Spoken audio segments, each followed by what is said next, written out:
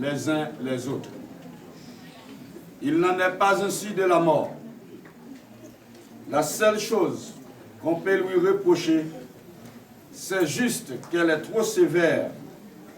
Et dans sa sévérité, elle nous fait pleurer.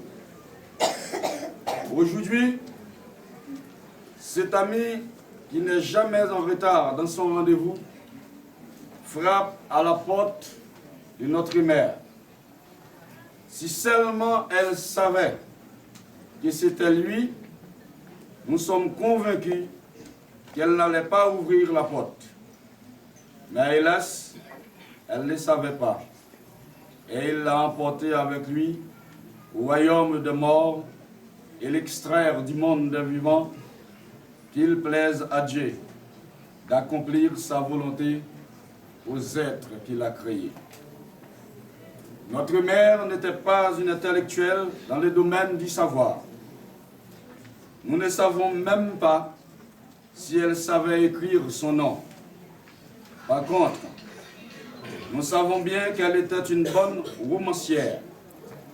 Et elle chantait des cantiques funèbres avec des gens lettrés qui conduisaient des neuvaines au bénéfice d'autrui. Je l'avais vu chanter lors de la disparition de ma grand-mère Bruno Eteli, ainsi que lors de la disparition de sa propre mère, à elle, Catherine Lima.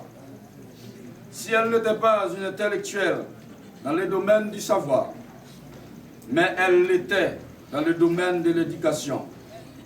Car à notre époque, pour pouvoir nous envoyer à l'école 4 enfants, en les fournissant les matériels scolaires, les vêtements, la nourriture et un accompagnement régulier, n'était pas chose facile dans un pays où tout se joue sur la pluie.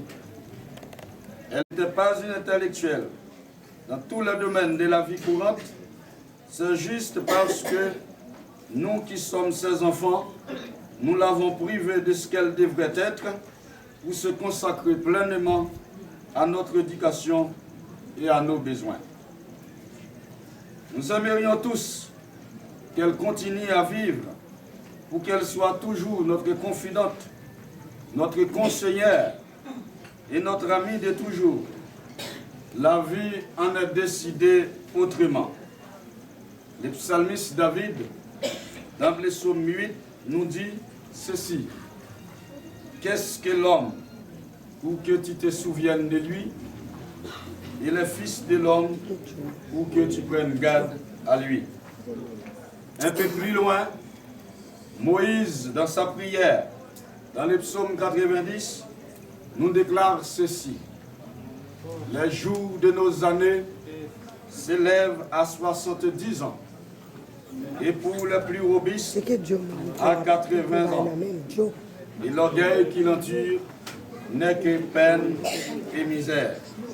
Car il passe vite et nous nous envolons. Nous savons que notre mère, même étant debout, en vacant de toutes ses occupations, n'avait pas une parfaite santé. Depuis mon adolescence, j'ai vu ma mère souffrir énormément. La nuit, des mal de ventre dont on ne connaissait pas la nature, malgré l'intervention de plusieurs médecins. Malgré tout, elle était toujours sur ses pieds, en allant ça et là, dans des quartiers les plus reculés de notre secteur, pour nous trouver à manger au milieu de la famine qui frappait si souvent notre région. Vraiment, une mère ne vit que pour ses enfants. Lorsque nous comprenons cela, il nous paraît quasiment important de te rendre cet hommage mérité et de faire connaître à tous ceux et celles qui viennent t'accompagner jusque vers la tombe pour une dernière fois. Quelle mère que tu as été pour nous.